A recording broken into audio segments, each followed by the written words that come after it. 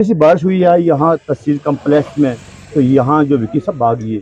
ताकि जो हमारे जज साहिबान जिनका क्वार्टर था वहाँ भी पानी चला गया। ये कब तक तहसील सुरनकोट के लोग जो है आपके पास जाएंगे, आपके बड़े बड़े जाएंगे, नेता के पास जाएंगे, तो कोई सुनेगा नहीं। देखिए ये सवाल जो है आपको पहले तो जो चुने हुए नुमाइंदे हैं लोगों के, आपको उनको करना चाहिए। वो इसका जवाब मुझे नहीं लगता है कि दे पाएंगे। आपने ठीक कहा, इस वक्त लोग हर फ्रंट पे परेशान है। सुरनकोट में, सुरनकोट क्या पूरे डिस्ट्रिक्ट में परेशान है। चाहे आपने बात की रास्तों की, तो आपने बात की कि ये देखो तहसील कम्प्लेक्स एक इम्पॉर्टेंट जो है, बिल्कुल एक हेडक्वार्टर है तहसील का। उस हेडक्वार्टर की जो सड़क है उसकी हालात ऐसे हैं कि वहाँ चलना मुश्किल है। फिर आपने राशन की बात की कि सरकार ने जो वादा किया था कि राशन जो है वो मिलेगा। सरकार ने वादा किया था कि मुफ्त सिलेंडर मिलेंगे। सरकार ने वादा किया था, नेशनल कॉन्फ्रेंस सरकार ने वादा किया था कि 200 यूनिट बिजली फ्री देंगे, लोगों के किराए माफ़ होंगे। लेकिन लोगों के किराए माफ़ तो नहीं हुए, 200 यूनिट बिजली फ्री तो नहीं मिली, बल्कि वो हज़ार रुपया किराया जो आ रहा है, जिसके लिए पिछले दिनों हमने एहतजाज भी किया डिस्ट्रिक्ट हेडक्वार्टर में। तो ये हमारे जो चुने हुए नुमाइंदे हैं, जो सरकार का हिस्सा हैं, सरकार उनकी सपोर्ट से चल रही है, तो उनको असेंबली में जो है चीफ मिनिस्टर साहब को पकड़ना चाहिए और कुछ सवाल पूछना चाहिए कि ये आपने जो लोगों के साथ वादे किए थे ये पूरे क्यों नहीं कर रहे। क्या आपको लगता है कि उनका मैनिफेस्टो यही था कि एमएलए की 1 लाख से 3 लाख सैलरी हो जाएगी? ये मैनिफेस्टो था उनका, या गरीबों की कुछ हाँ करी? बिल्कुल, मतलब जिस जोर से, जिस शिद्दत से वो सैलरी बढ़ाने के लिए आवाज उठा रहे हैं, उसके 10% अगर लोगों के मसले के लिए जो है अगर वहाँ आवाज उठाते तो शायद ये लोगों का कुछ भला हो जाता। क्योंकि इस वक्त लोग जो है वो बिजली, पानी, सड़क, हर राशन, हर लिहाज से जो लोग परेशान हैं। तो इसलिए लोग देख रहे हैं इस सरकार को, और ये जो चुने हुए नुमाइंदे लोगों के, इनको भी लोग देख रहे हैं। अगर यही हालात रहे तो लोग, मुझे लगता है, जल्दी सड़कों पर आएंगे और लोग जो है फिर इसका। सर आज जो है हमारे एसडीएम साहब के पास जो ड्राइवर लोग आए, बुलाया था उनको। ये कम से कम 8 किलोमीटर का किराया लेते हैं, 40 से 50। जो यहाँ के कुछ लीडर लोग हैं वो भी मिल जाते हैं, वो कहते हैं जी कर लेंगे, वही कर लेंगे। आम गरीब का जेब पे क्या असर पड़ता है, क्या करेंगे? देखिए, ये मेरी गुजारिश है एसडीएम साहब से भी और आरटीओ पुंछ से भी अपील है कि छोटी गाड़ियां जाती हैं, चाहे मैजिक है, चाहे सुमो है, मैटाडोर है, जो भी गाड़ियां जो हैं अलग अलग गाँव में जाती हैं, गरीब लोग हैं, उनसे ये बात सही है। बहुत जगह से शिकायत आती है कि किराया अगर मान लीजिए 40 है तो 80-80 रुपये वसूल कर रहे हैं। तो ये एडमिनिस्ट्रेशन की जिम्मेदारी बनती है कि हर जगह के रेट लिस्ट, पूरा रेट लिस्ट बना के वो तहसील के सामने भी लग जाने चाहिए। वो जगह जगह जो बस स्टैंड है वहां पे भी रेट लिस्ट डिस्प्ले होनी चाहिए, और ये मीडिया के थ्रू भी वाज़ेह होना चाहिए ताकि गरीब लोगों को लूटा ना जाए। रेट लिस्ट जारी की सांगले की रोड की सर, 17 रुपये 8 किलोमीटर। तो ये कह रहे हैं कि मिलजुल के वहाँ ही था, तो क्या करेंगे?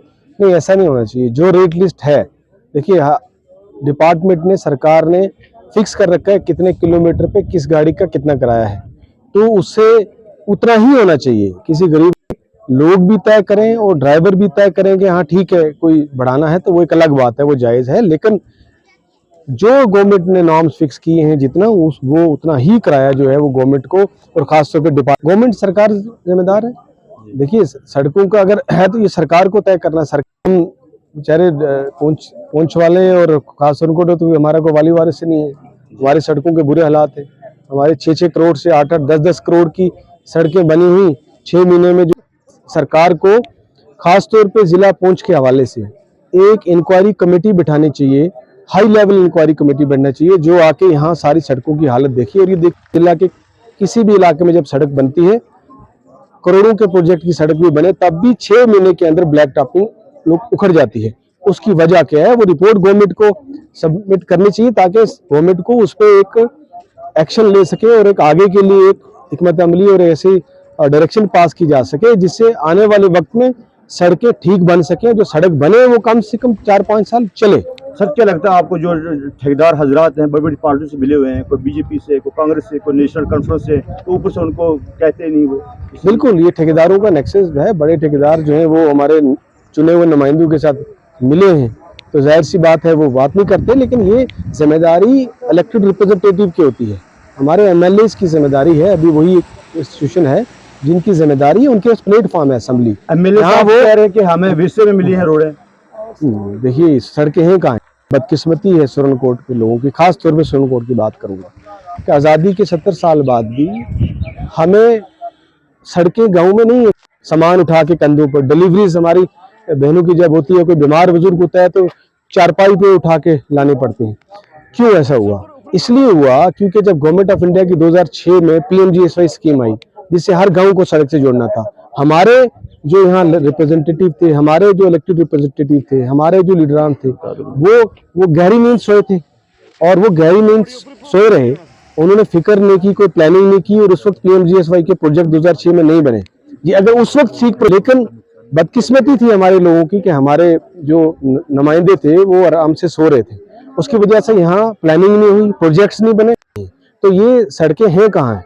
ये तो आके DDC में बनने के बाद सुरनकोट हमारे ब्लॉक में 20 एक प्रोजेक्ट मैंने लाए अल्हम्दुलिल्लाह नाबार्ड में, और कुछ कुछ सड़कें बनी। अब तो उनकी भी हालत जो है वैसे ही होने जा रही है, क्योंकि वो जब प्रोजेक्ट आगे कोई देख रहे इतना सफ़र कर रहे हैं।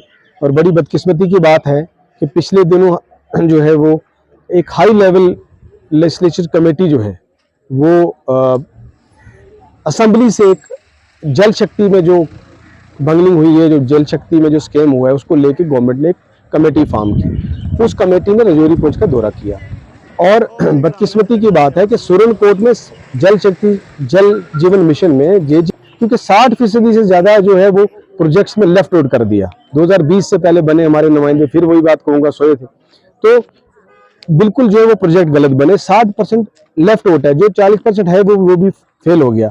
सबसे ज्यादा बदतर हाल सुरनकोट में। जब वो कमेटी आई तो पुंछ में एजाज जान साहब को उनसे सीखना चाहिए, उन्होंने जगह जगह लोगों के बीच में ले गए उस कमेटी को, और वहाँ रिपोर्ट तैयार हुई कि वहाँ क्या क्या गड़बड़ी, लोगों को परेशानियां हैं, पानी की दिक्कत है और ये स्कीम फेल हुई है। सुरनकोट में हमारे बदकिस्मती है कि हमारे नुमाइंदा MLA साहब जो हैं, उन्होंने गवारा नहीं समझा कि एक फोन कॉल तक भी उस कमेटी को करते हैं, या उस कमेटी को जाके पहुंच मिले, या उनको उस कमेटी को लेके सुरनकोट आते, अलग अलग गाँव में दिखाते हालत। लोग रो रहे, लोग जो है वो पानी के बगैर तरस रहे, कहाँ कहाँ कंधे में उठा के जो है दूर दूर से पानी ला रहे, लेकिन उन्होंने गवारा नहीं समझा।